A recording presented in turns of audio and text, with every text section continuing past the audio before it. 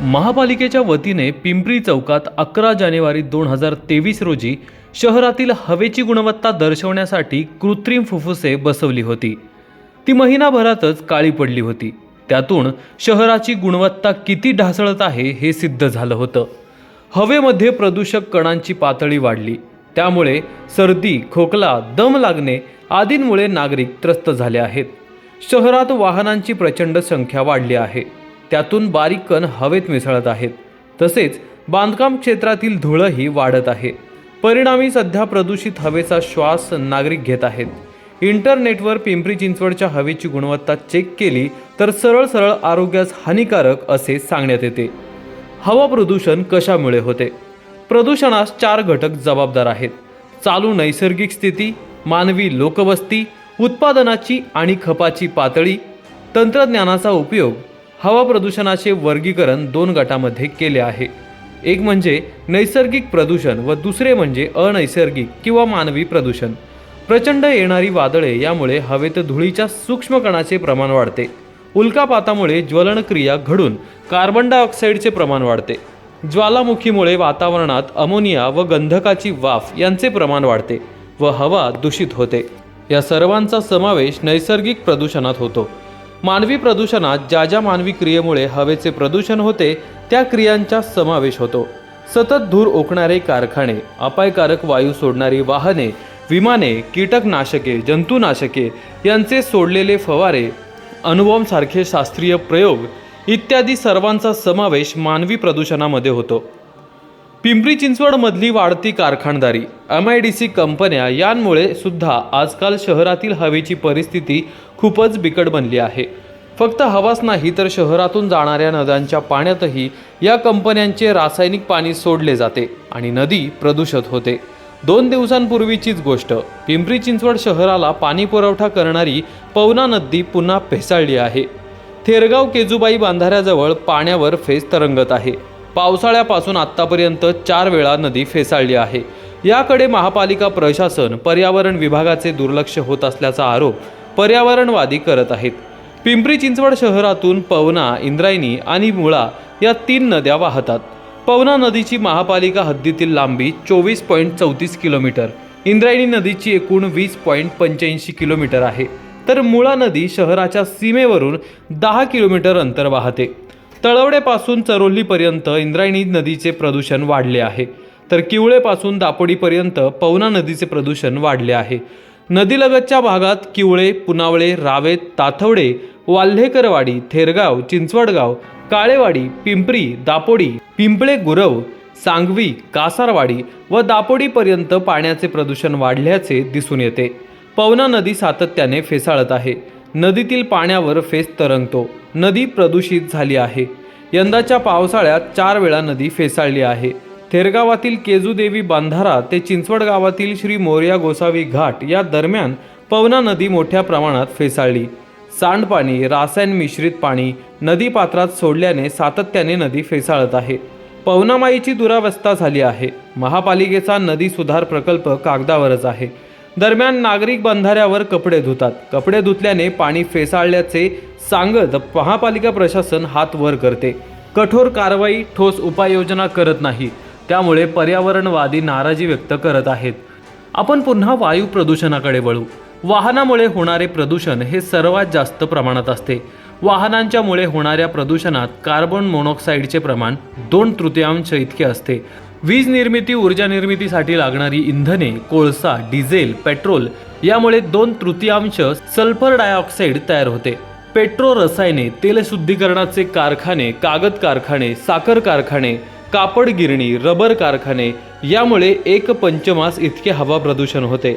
अंतराळात जाण्यासाठी जो अग्निबाण वापरतात त्याच्या धुरातून सुद्धा क्लोरोफ्ल्युरो कार्बन सारखी संयुगे वातावरणात कोणाशीही संयोग करत नाहीत, पाण्यात विरघळत नाहीत किंवा समुद्रात सुद्धा शोषून घेतली जात नाहीत। अशाच प्रकारची संयुगे आवाजापेक्षा वेगाने जाणाऱ्या विमानात सुद्धा बाहेर टाकली जातात। अग्निबाण व ही विमाने स्थित्यंतर म्हणून वापरतात, त्यामुळे त्यांचा धूर वातावरणाच्या या स्तरात मिसळला जातो। येथे ही संयुगे क्लोरोफ्ल्युरो कार्बन प्राणवायूच्या अणूबरोबर संयोग करून क्लोरीनचा अणू वेगळा करतात। हा क्लोरीनचा अणू ओझोनच्या रेणूशी प्रक्रिया करतो व त्याला तोडतो। यामुळे ओझोनचे पृथ्वीभोवतीचे कवच नष्ट होण्याची शक्यता निर्माण झाली आहे. प्रदूषणाचे परिणाम. वायू प्रदूषणामुळे दमा, कर्करोग, डोकेदुखी, पोटाचे आजार, ॲलर्जी, हृदयविकार हे सर्व आपल्या आरोग्यासाठी अत्यंत घातक आहेत. या विकारांमुळे दररोज मोठ्या संख्येने लोकांचा मृत्यू होतो. आपल्या वातावरणात ऑक्सिजनचे प्रमाण 24% असायचे, पण ते सतत कमी होत आहे. एका अभ्यासानुसार आपल्या वातावरणात ऑक्सिजनचे प्रमाण आता केवळ 22% आहे. शुद्ध हवा आणि ऑक्सिजनच्या कमतरतेमुळे प्राणी लवकर मरत आहेत आणि परिणामी काही प्रजाती नामशेष झाल्या आहेत. हवेचे प्रदूषण सध्याच्या वेगाने सुरू राहिल्यास सर्व प्राणी प्रजाती एक दिवस नामशेष होतील. हवेतील प्रदूषणाच्या अत्याधिक पातळीमुळे पृथ्वीचं संतुलन बिघडत आहे. रोज नवीन संकट कोसळते, कारण प्रदूषण आहे. जर आपल्याला आपली परिसंस्था वाचवायची असेल तर आपण वायू प्रदूषण दूर केलं पाहिजे. वायू प्रदूषणाच्या परिणामी शुद्ध हवेमध्ये अनेक प्रकारचे धोकादायक संयुगे आढळतात. परिणामी आम्लाचा पाऊस पडतो.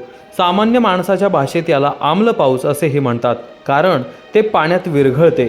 ते थेट आपल्या शरीरात प्रवेश करते, ज्यामुळे विविध आजार होतात. वायू प्रदूषणाचा परिणाम म्हणून पृथ्वीचे वातावरण अधिकाधिक प्रदूषित होत आहे. हवेतील प्रदूषण कमी करण्यासाठी काय प्रयत्न करावे? जर आपल्याला हवेचे प्रदूषण कमी करायचे असेल तर झाडे कार्बन डायऑक्साईड शोषून घेतात आणि वनस्पतीमधून ऑक्सिजन सोडत असल्याने आपण अधिक झाडे लावली पाहिजेत. परिणामी बहुतेक गलिच्छ हवा स्वच्छ केली जाते. या क्षणी मोठ्या प्रमाणात झाडे तोडली जात आहेत. परिणामी वायू प्रदूषण मोठ्या प्रमाणात होत आहे. आज संपूर्ण जग लोकसंख्या विस्ताराच्या समस्येला तोंड देत आहे. जर आपण लोकसंख्या वाढ नियंत्रणात ठेवू शकलो तर वातावरणात कार्बन डायऑक्साईड कमी होईल आणि कमी उद्योगांची आवश्यकता असेल. त्यामुळे प्रदूषण कमी होण्यास मदत होईल. वायू प्रदूषण हे प्रामुख्याने लोकसंख्या वाढीमुळे होते. प्रदूषण निर्माण करणारे कारखाने बंद केले पाहिजेत आणि आपल्या वातावरणाला इजा पोहोचू नये म्हणून आपल्याला आवश्यक असलेल्या कारखान्यांच्या चिमणीची उंची जास्त असावी. आपल्याला नवीन ऊर्जा स्रोत विकसित करण्याची गरज आहे.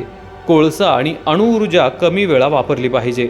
आपण सौर ऊर्जेचा जास्त प्रमाणात वापर केला पाहिजे, कारण यामुळे वायू प्रदूषण दूर होईल आणि आपल्याला संपूर्ण ऊर्जा मिळेल. आपल्या संपूर्ण देशात जर कोणतीही इमारत झाली तर ती उघड्यावर केली जाते, ज्यामुळे धूळ आणि माती आजूबाजूला उडते आणि पर्यावरणास प्रदूषित करते.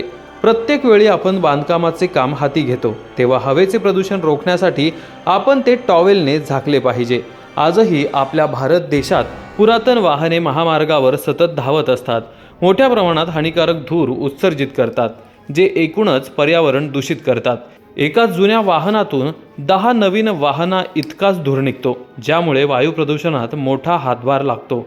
जर आपण वायू प्रदूषण कमी करू इच्छित असाल तर आपल्याला सार्वजनिक वाहतूक अधिक प्रमाणात वापरण्याची आवश्यकता आहे, कारण ते कमीत कमी प्रमाणात प्रदूषण करते. वायू प्रदूषणाचा मुकाबला करण्यासाठी आपल्या सरकारने नवीन नियमावली बनवली आहे. वायू प्रदूषणाचा मुकाबला करण्यासाठी आपल्या सरकारने नवीन नियमावली बनवली पाहिजे. प्रदूषण नियंत्रण प्रमाणपत्रे अनिवार्य केली पाहिजेत आणि वायू प्रदूषण कायदा अधिक कडक केला पाहिजे. कोणत्याही प्रकारच्या प्रदूषणावर नियंत्रण मिळवायचे असेल तर लोकांना त्याची जाणीव असणं आवश्यक आहे. रेलचेल काढून आपण प्रदूषणाबाबत जनजागृती करू शकतो आणि शाळांमध्ये प्रदूषणाचा अभ्यासक्रम शिकवला गेला पाहिजे. परिणामी मुले लहानपणापासूनच शिकतात की त्यांनी केलेले श्रम प्रदूषणात योगदान देतात. आपण ग्रामीण भागात जाऊन पथनाट्यांचा वापर करून लोकांना प्रदूषण आपल्या आरोग्यासाठी किती हानिकारक आहे हे समजावून सांगितले पाहिजे. तरच आपण वायू प्रदूषणावर नियंत्रण ठेवू शकतो.